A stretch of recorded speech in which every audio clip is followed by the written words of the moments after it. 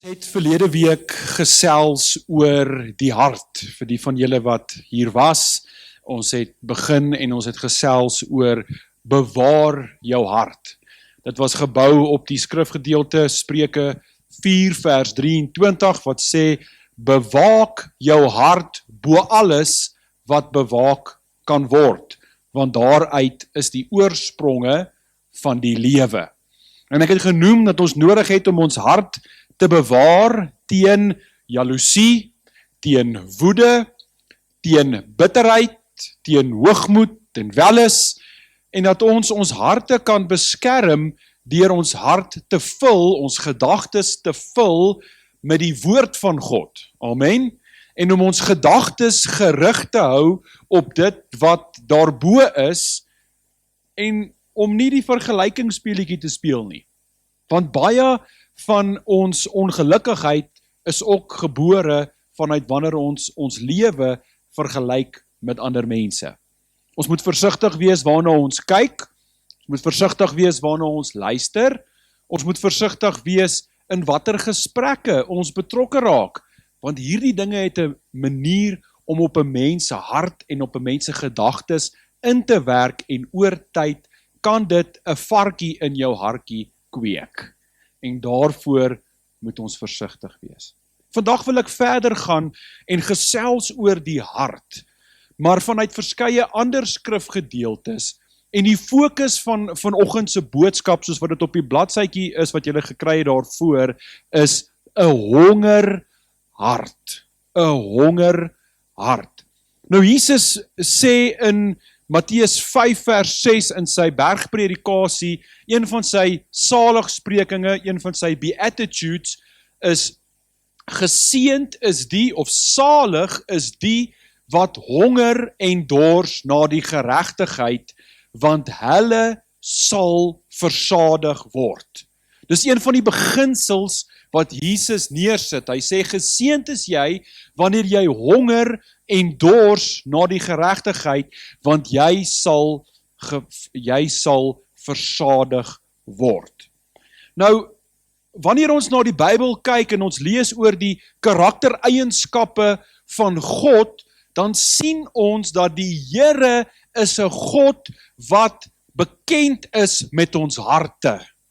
Die Here weet wat aangaan in ons harte. Salomo sê in Spreuke 15 vers 11, dat net soos wat die doderyk en die plek van vertering oop lê voor die Here, dat hy daarin kan sien, net so lê die hart van die mensekinders oop voor die Here. God het vrye toegang tot jou hart. God kan sien daar binne of jy dit nou probeer keer of nie. God ken ons harte. En wat vir my ook wonderlik is, as ons lees in Psalm 107, wat 'n danklied is van mense wat verlos is deur die Here, vers 8 en vers 9, sê dit, laat hulle die Here loof om sy goedertierenheid en om sy wonderdade aan die mensekinders, want hy het die dorstige siel versadig en die hongerige siel met die goeie vervul. So nie net is God die een wat ons harte raak sien nie, hy is ook die God wat die vermoë het om my en jou sielshonger en sielsdors te vul. Hy is die God wat versadig. Hy is die God wat ons harte raak sien. En hy vervul dit met dit wat goed is. Hoe wonderlik is dit om te weet dat die Here bekend is met my en jou diepste wese. Van julle sit hier en julle kan dit nie vir iemand anders sê nie. Ek ook. Daar's goed wat ek in my lewe nie vir mense sal sê nie, wat net ek dra. Maar weet julle wat? Ons hoef dit nie alleen te dra nie. Want God sê, ek is bekend met jou. Ek sien jou. Ek ken jou hart. Ek ken die opregtheid van jou hart. Ek ken die vrae van jou hart. Ek weet waardeur jou hart aangegryp is. Ek weet waarvan jou hart seer is. Ek sien jou, ek ken jou, ek is lief vir jou. Jou hart sien ek raak. Is dit nie wonderlik om te weet dat die Here ons so intiem ken en wil ken nie? Hoekom het ons op 'n punt gekom waar sommige van ons harte van die Here wil weerhou? Miskien is dit omdat ons nie hou van die trane nie. Miskien is dit omdat ons nie hou daarvan om gekonfronteer te word met dit wat ons seer maak nie. Maar ek het gevind in die lewe, soms is die beste manier om 'n wond uit te sorteer is om hom oop te maak. Om hom oop te maak, laat daai vuil goed uitkom en om nou maar die salf op te sit wat brand, maar uiteindelik word dit gesond. God is bekend met my en jou hart. En ek weet, soms is daar nie mooi dinge in ons harte aan die gang nie. Nee? Daar's mooi dinge, maar daar's ook minder mooi dinge. Want dit is wat gebeur. Daar kom goed in ons hart en ek het mos nou gesê, ons moet ons harte beskerm. Maar ongelukkig weens dinge waarin ons onsself blootstel, dinge waaroor ons dink, gesprekke waarin ons betrokke raak, houe wat ons kry in die lewe, sonde wat ons doen, kom daar partykeer lelike dinge in ons harte. En ongelukkig het hierdie dinge 'n uitwerk op ons lewe.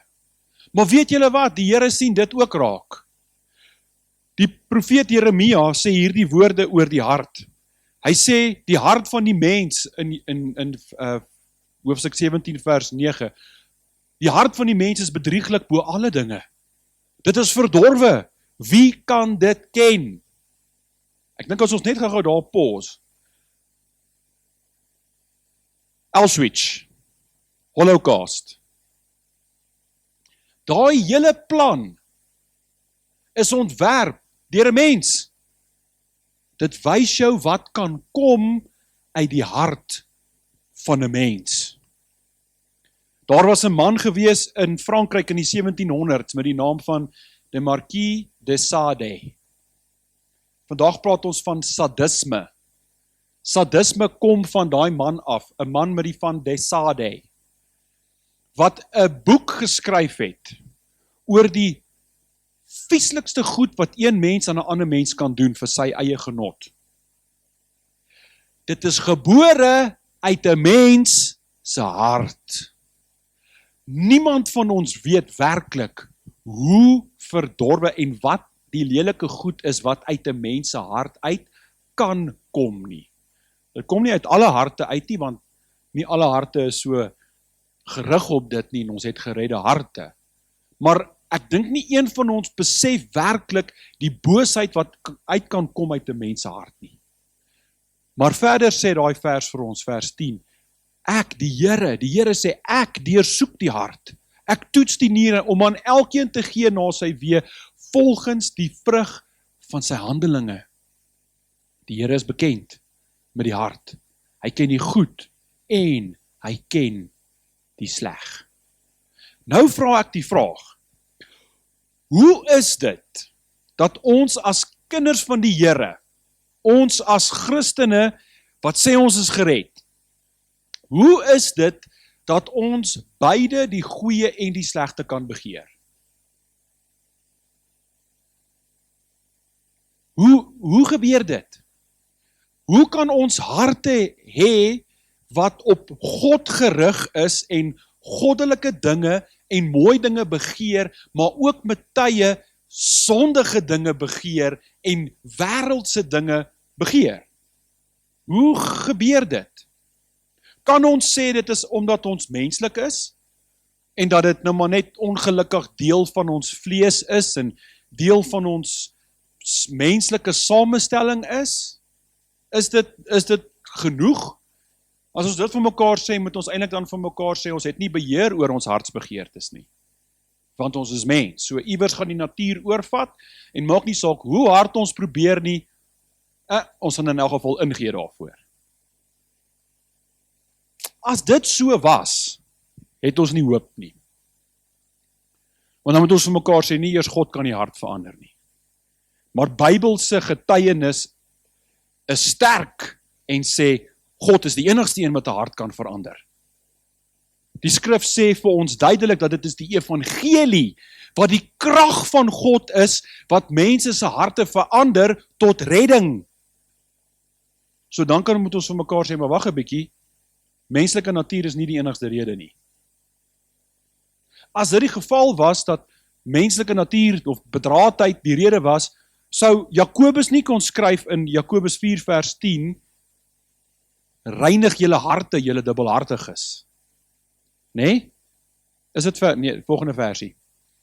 Hy sê, nader tot God, en God sal tot julle nader, reinig julle hande, en suiwer julle harte, julle dubbelhartiges. Wat is 'n dubbelhartige? 'n Dubbelhartige is een wie se hart gerig is op God, en wie se hart ook gerig is op die wêreld. Wat sê Jakobus daar vir ons? Hy sê, julle het beheer oor julle harte. Ja, julle is dubbelhartig, maar julle wat dubbelhartig is, kry beheer oor julle harte. Kry beheer oor julle harte. Suiwer julle harte. Julle het mag daaroor. Julle kan kies waarop julle harte rig. So ek wil so ver gaan as om te sê, ek dink die rede hoekom sommige van ons honger na God en ook terselfdertyd honger na wêreldse dinge, het alles te doen met waarvoor ons hart lief geraak het. Hoor mooi wat ek sê. Dit het te doen met waarvoor ons hart lief geraak het. Jesus het gesê, Matteus 6:21, daar waar jou skat is, daar sal jou hart wees. Goed. Waarvoor het jou hart lief geword? Waar is jou skat? Waarop is jou hart gerig? Rarig? Getuig jou lewe daarvan?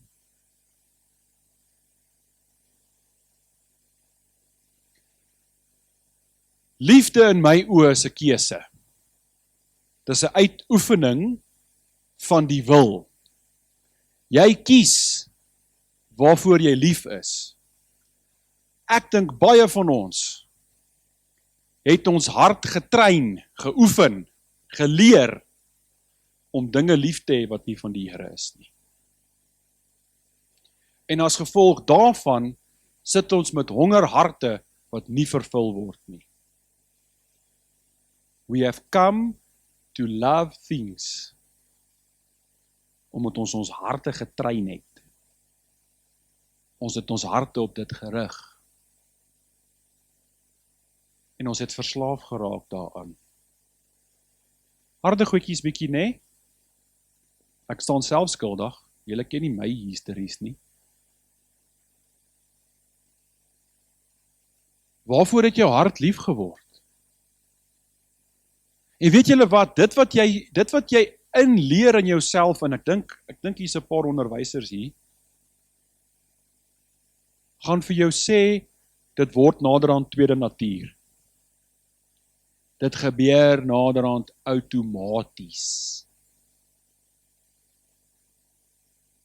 Ons moet versigtig wees wat ons harte leer. Want dit bepaal ons lewe.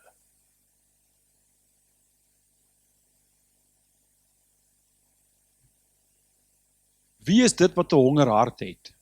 Die mens, né? Wie is dit wat die hart vervul? God.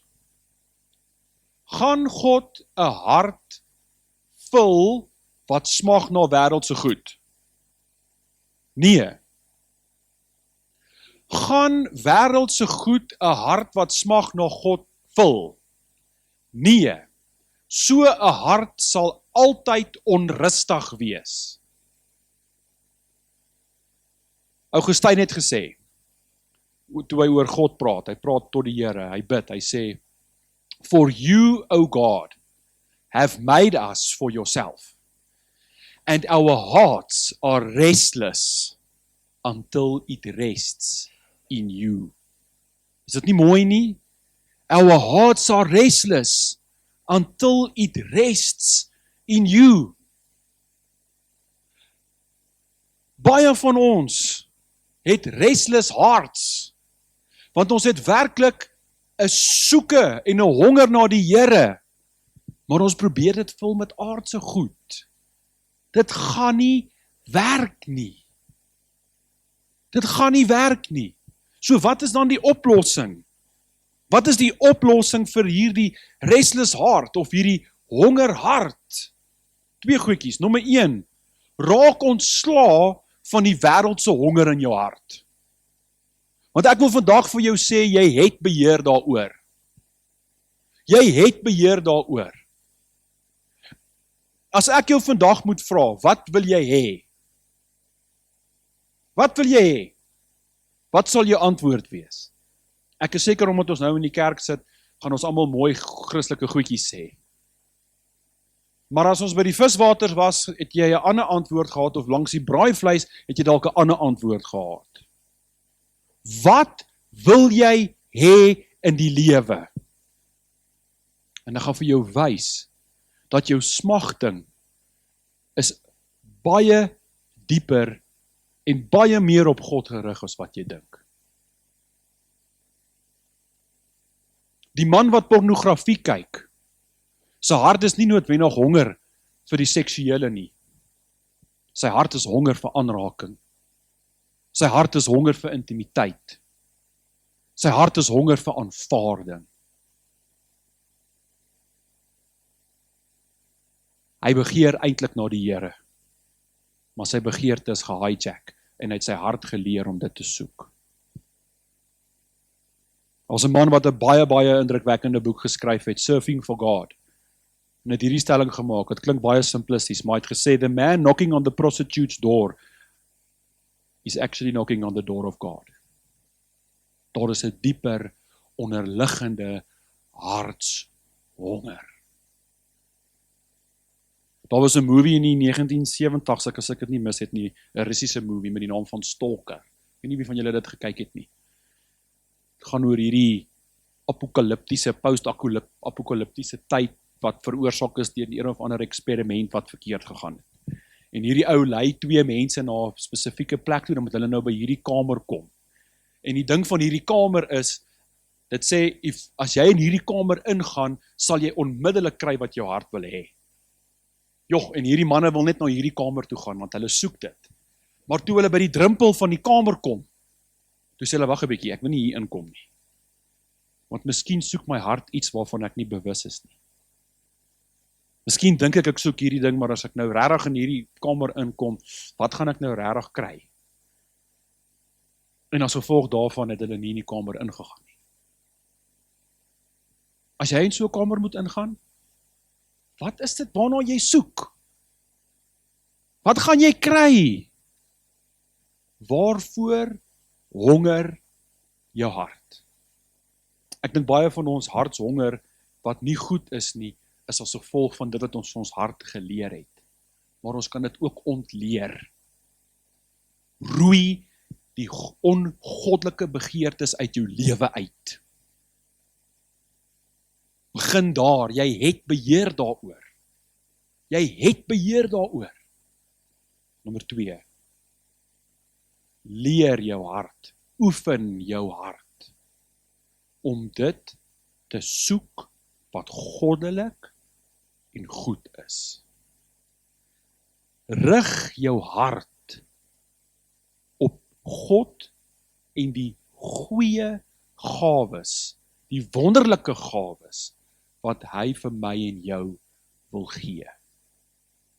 En daarmee bedoel ek nou nie weer eens, ons is in die kerk, so ek bedoel nie daarmee, soek net heeltyd om meer te leer uit die Bybel, en om meer te sing, en meer, daar is mooi dinge in die lewe waarna jy mag soek. Gaan soek dit net op die regte plek. En ken die Here ook in dit. Ek wil so ver gaan as om te sê, die Here sal slegs dit vervul wat binne in sy wil is. En hy sal slegs dit vervul wat tot sy eer is. En hy sal dit vervul wat gebore is vanuit 'n hart wat lief is vir hom. Jesus het ons gesê, soek eers die koninkryk van God, en dan sal al die ander dinge vir julle bygevoeg word. Maar soek ons werklik die koninkryk van God? Het ons werklik 'n liefde gekweek vir God se koningsheerskappy in ons lewe? Hy sê dan, as ons dit soek, gaan God al die ander dinge vir ons gee wat ons nodig het. Maar baie keer gaan soek ons eers daardie dinge voor ons die koninkryk van God soek, en dan vra ons onsself, hoekom is my hart onrustig? Miskien is dit omdat jy 'n honger het, maar jou honger is gerig op die verkeerde goed. Train jou hart, realign jou honger, want jou honger is eintlik nog God. Dis hoe ons gemaak is. Ons as mens, ons almal het daai godvormige leemte en soeke in ons harte. Kom ons gaan kry daai vervulling in ons verhouding met die Here. Amen. Paulus skryf ook oor hierdie ding in Romeine 7. Hy sê alles wat ek wil doen, dit doen ek nie, en wat ek nie wil doen nie, dit doen ek.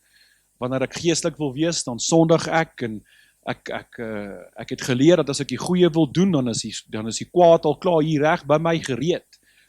Ek is in 'n panarrie. Wat gaan ek doen omtrent hierdie ding? Ek kan net nie uit dit uitkom nie. Hier is hierdie twee wette wat in my werk. Met my gees wil ek die Here aanbid, en met my vlees wil ek sondig.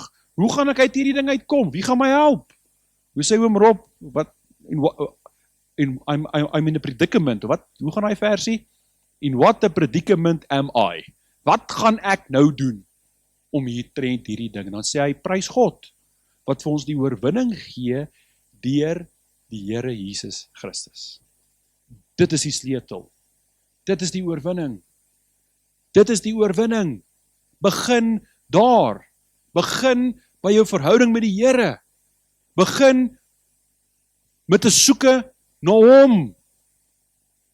En vertrou hom om daai leemte te vervul.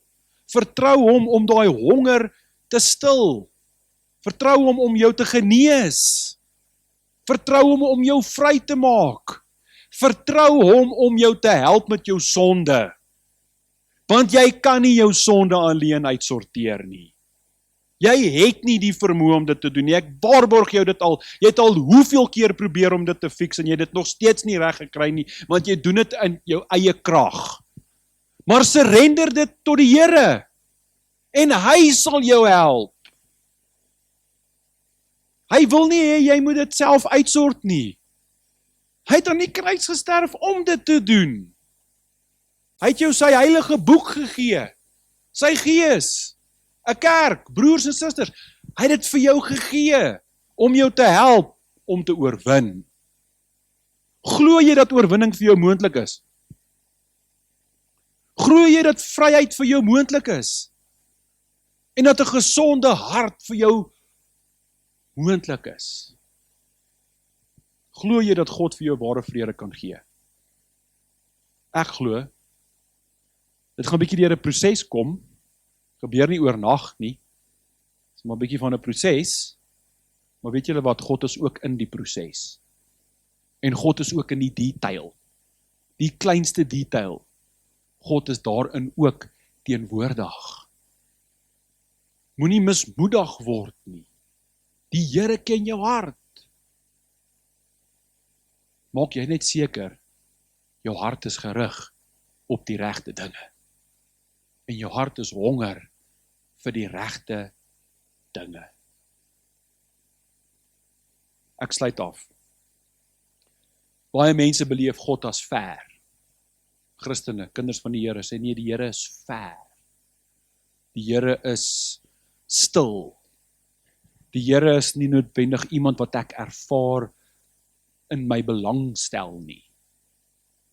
Vandag wil ek vir jou sê, dit is 100% die teenoorgestelde as die godsbegrip wat die Bybel voorhou. God is nie stil nie. Amen. Hy praat deur sy woord. Hy praat deur sy gees. Hy praat deur sy skepping tot ons en met ons. God is nie ver nie. Hy's naby. Deur sy woord, deur sy gees, deur sy skepping. God is teenwoordig in ons lewe. Hy wil teenwoordig wees. Hy is teenwoordig deur sy woord en deur sy gees in ons lewe. Hy is integraal deel van ons lewe. Mense beleef dit nie so nie omdat God verander het nie, maar omdat die begeertes van hulle harte nie gesond is nie. Dis juis wanneer die begeertes van jou hart op hom gerig is, dat jy hom sal beleef as naby, aktief, betrokke in jou lewe. Ek waarborg jou vandag, as jy jou hart volkome op God rig, en as jy hom ken in al jou weë, en as jy jou hart so rou as wat dit is, blootstel aan hom, en as jy honger na meer van God in jou lewe, dan gaan jy meer van hom ervaar. Jakobus sê dit in Jakobus 4 vers 10, nader tot God en hy sal tot jou nader. Ken hom al hoe meer en hy sal jou seën. Jy sal sy krag in jou lewe sien. Jy sal sy voorsiening in jou lewe sien. Die vraag is, honger jy na hom? Of honger jy na ander goed? Miskien sê jy, nee man, ek is nou al te oud om te honger. Nee, God wil intiem teenwoordig in jou lewe wees. Maak nie saak hoe oud of hoe jonk jy is nie. Maak nie saak hoe gesond of ongesond jy is nie. Hoe ryk of hoe arm jy is nie. Hoe slim of eenvoudig jy is nie. God stel belang in jou lewe. Die vraag is, het jy jou honger na hom? Baie mense sê die kerk is dood. Kerke is dood, die gees beweeg nie in die kerke nie. Ja, dis want mense het nie meer 'n honger vir die Here nie. Want ons is te honger vir die ander goed. Geld, status, besittings, die eie ek. Die gees van die Here gaan nooit beweeg as ons nie vir hom honger is nie. Soek jy herlewing in jou lewe? Soek die Here se aangesig. Soek jy meer van die Here in jou lewe? Realign jou hart. Draai jou hart weg van die wêreldse goed en rig dit op die Here. Wil ons hê mense moet tot bekering kom? Ja. Wil ons sien dat die kerk groei? Ja. Wil ons hê mense moet vrykom van die mag van die bose? Ja. Ongelukkig net as ons hier sit. Dit gaan nie gebeur as ons nie 'n leefstyl het wat gemerk word aan 'n honger vir die Here en sy ingryping in ons lewe en in ons gemeenskap nie. My gebed is dat die Here ons sal aktiveer. My gebed is dat hy sal maak soos wat dit in die woord staan, dat hierdie wat slaap wakker gemaak sal word. Dat ons wat passief is, aktief sal word. Dat ons 'n groot ywer vir die Here sal hê. Omdat ons harte honger is vir hom. Honger vir die werking van die Heilige Gees in ons lewe. Hou op smag na aardse dinge. Hou op smag na geld. Jy kan nie vir God en Mammon dien op dieselfde tyd nie. Jy kan nie God in die wêreld dien nie. As jy gaan smag na die wêreld gaan nooit vir jou gee wat jy wil hê nie. En in die proses gaan jy God ook mis. Maar smag na die Here en na dit wat hy kan gee en hy sal jou lewe vol maak.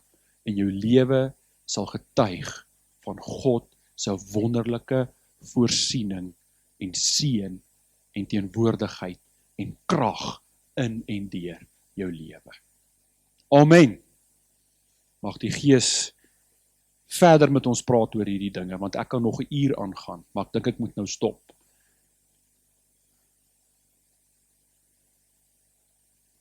God het ons gemaak vir homself. He created you because he loved you. He created you because he wanted you. En al hoe ons ooit vrede gaan hê in ons harte, is as ons vrede vind in hom. Kom ons bid. Here, dankie vir u woord. Dankie vir u Gees hier teenwoordig en dat u met ons praat, Here. Here, ons wat ore het, hoor vandag, Here. En ons verhard nie ons harte teen hierdie boodskap nie. Here, my gebed is dat u deur u Gees ons harte sal realign. Ons harte sal vernuwe, Here. En ons harte sal draai in die regte rigting in, Here. En dat ons sal ophou gryp na dinge van die wêreld om ons goddelike hartshonger te probeer stil. Maar dat ons soos Dawid sal wees, 'n man na God se hart. Ook vrouens na God se hart, Here, wat u soek en ons vervulling kry by u. Here, ons weet u word verheerlik wanneer ons vervul word in en deur u. Mag dit so wees in elkeen van ons se lewens. En ek dank u daarvoor in Jesus naam. Amen.